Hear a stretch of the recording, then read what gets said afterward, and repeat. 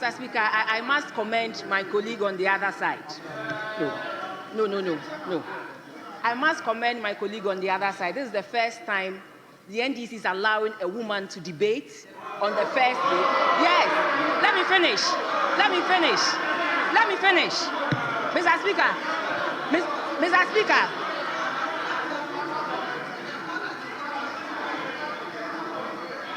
Mr. Speaker, this is the first time when it comes to economic policy, they are allowing a lady to debate right after the ranking member.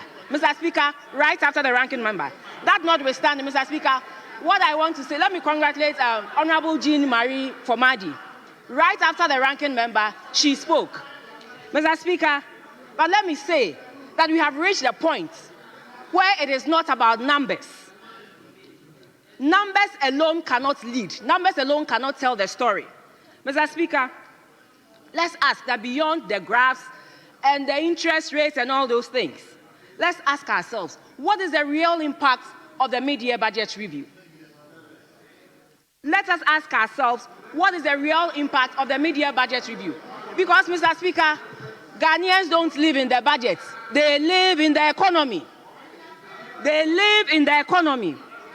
Mr. Speaker, the minister brought the mid-year budget review to this House, full of technical jargons. But when they look in their pockets, when they look in their shopping baskets, when they look at the utility bills and all that, they don't feel the relief the minister is talking about. So we need to go beyond the numbers and let our people feel in their pockets what the relief they claim they have brought.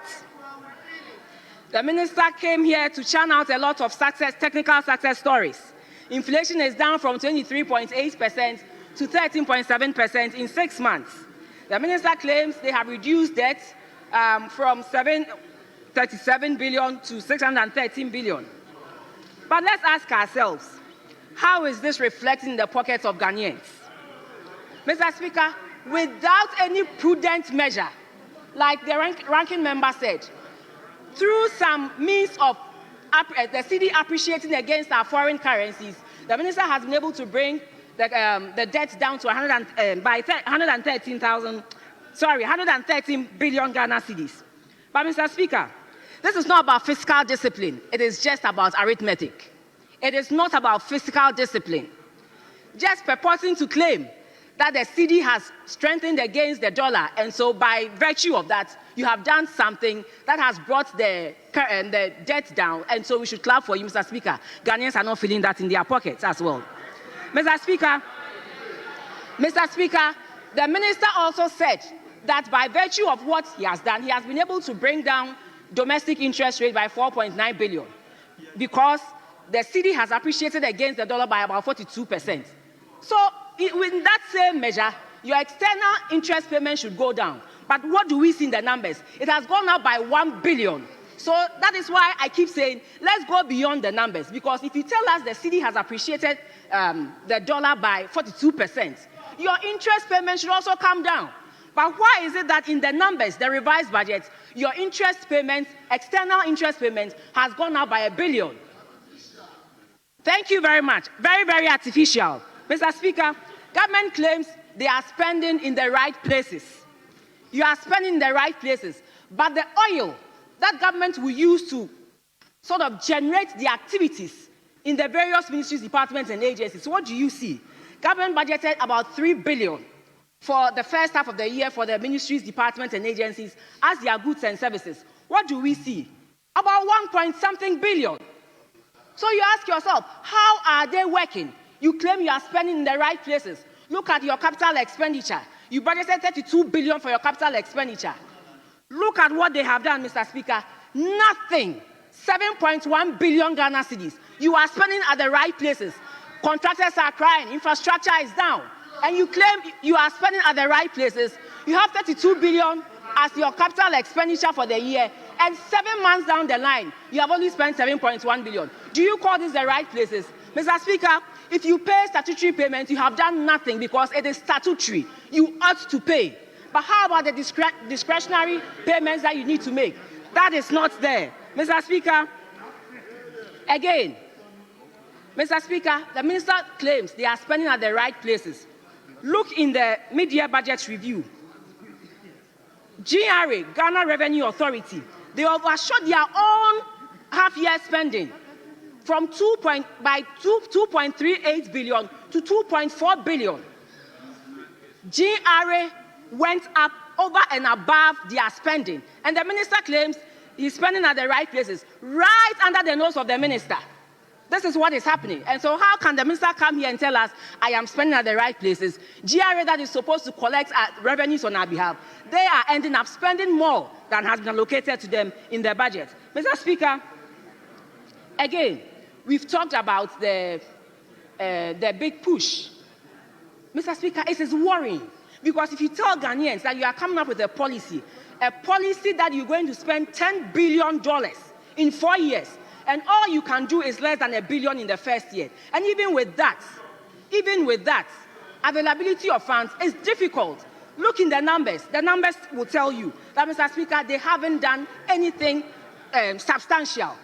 And so if the minister tells us you are spending in the right places, we go beyond the numbers to see what the minister has actually done. Mr. Speaker, again, the ranking member mentioned about the non-spending under the gold board. Meanwhile, there are a lot of classrooms that need upgrades, even common chalk, hospital gloves. And so if you ring-fence this huge amount of money that can be used for equally important things, and you give it to gold board, and it's just there, they are not using it, and you claim what? You are allocating and spending at the right places. This is where the minister has gone wrong. Talk, indeed, they say, is cheap. Mr. Speaker, let us also go to the revenue numbers. It is also peddling a lot of untruths in here. Mr. Speaker, we were in this chamber when the minister came under certificate of urgency to introduce the popularly known revenue measure called the D-levy. In discussions with the Finance Committee and on this floor, the minister told us that this particular revenue measure was going to raise about 5.7 billion Ghana cedis. And so in the minister revising the revenue numbers, when you look in the revised the budget, the minister is telling us that the 5.7 billion, that assuming you even, collect it for just 5 months, you should get about 2.3 billion Ghana cedis. The minister has only put in there 1.1 billion Ghana cedis. Thank you very much. 1.1 billion, something that is supposed to give you a minimum of 2.2 billion. Then the minister puts 1.1 billion. He's able to raise the 2.2 billion, and he says, pat me on the back because I have exceeded my revenue. Mr. Speaker, this is the untruth I'm talking about. But when you look at the revenue numbers that have been revised, the minister is adding 2 billion to the revenue numbers. So where is the minister getting that 2 billion from when he has only allocated 1.1 billion? This is what I'm talking about, that the revenue numbers are peddling a lot of untruths, Mr. Speaker. Mr. Speaker,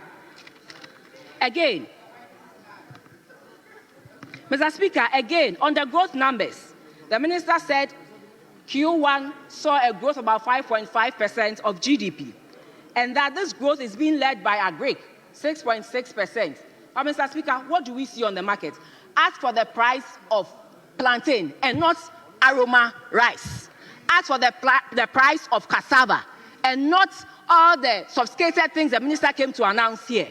You ask for the price and it tells you that clearly they are not feeling it on the ground. The minister also mentioned that they are he's trying to see how he can reduce the items in the inflation basket. And so they are going to work on food prices. In one hand, he says, I'm trying very hard. I'm going to introduce policies that will increase food production. And in another hand, he's bringing a measure that will increase transport fares by more than 30–40%. So you see the disconnect. There's no connection between policies, and that is what the minister ought to address, and not come here and say all the nice words, but in actual fact, it is nothing and results in nothing, Mr. Speaker. Mr. Speaker, again, we were here when the minister said that the Ghana reference rate has moved from 29.3% to 24%. So when you talk about inflation moving from 23.8% to 13%, but the Ghana reference rate, that is what the households and the small businesses feel. And that is why he stood here and pleaded with traders and pleaded with manufacturers to reduce the price of their goods, because clearly he knows they are not feeling it. So he has to come here and beg them and ask them to do that. One other thing that the minister did, the minister said, no more are we going to quote items in foreign currency, and that from the day he read the mid-year budget review, we should put a stop to it. But I remember very well, last year, the Finance Committee chairperson telling us that don't mind anybody who tells you not to keep your money in dollars. But we here are law-abiding citizens. We love our country. We will heed to what the minister has said and make sure we do everything possible. We will make sure to do everything possible to contribute our bit to help strengthen the cedi against the dollar. Mr. Speaker, let me tell my colleagues on the other side that in the last elections, Ghanaians said one thing. They gave them capital. This capital that Ghanaians have given to them, it is to be used for their benefits. This capital that Ghanaians have given to them is to be used for their benefits. Otherwise, we all know what will happen. So I'm urging them, it is not about just churning out numbers, but numbers that mean and will reflect positively in the lives of the people of Ghana. So, Mr. Speaker, just a little advice to the minister, a very honest advice to the minister, that he should not take the capital that Ghanaians have given to him for granted. Rather, it should inure to the benefit of Ghanaians. And so seriously, if the minister wants to build the economy, away from all the noise, away from all the propaganda that has gone on, one, I will urge the minister to look at these. One, make sure that the energy sector is well restructured and they have proper KPIs. They should make sure the energy sector is well restructured and they have proper KPIs. Also, they should make sure that they make the revenue collection system fit for purpose. They should make the revenue collection system fit for purpose so that clearly, when you look at the revenue numbers, there was a shortfall. But if really they want to hit the target of 229 billion that they have put in the revised budget, then they should make sure that they implement both compliance measures and measures that I believe will reduce human intervention and help them rake in the revenues that they want to raise. And also, one advice I want to give to the minister, that anybody who has breached the PFM should be sanctioned. This is the way to go. Anybody who breaches the PFM should be sanctioned. This is a genuine advice, for the minister, if clearly they want to set the economy on the right path. And also, one other thing that the minister kept talking about on Thursday was the issue of payroll. The minister will have to find a lasting solution to it. I believe Ghanaians are open-minded and will be willing to help the minister find a lasting solution to this. The minister said payroll had gone over and above its target by 1.3 billion. But when the minister was revising the target, the minister left the target as it is. And, Mr. Speaker, finally, to conclude, I am a bit worried.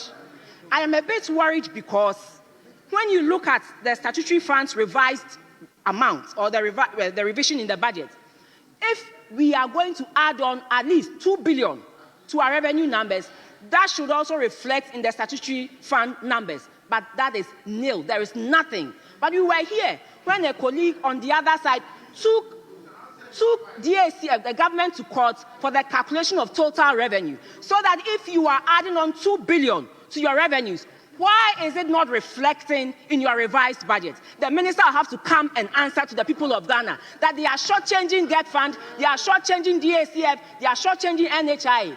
But Mr. Speaker, we love this nation. We on this side love this nation.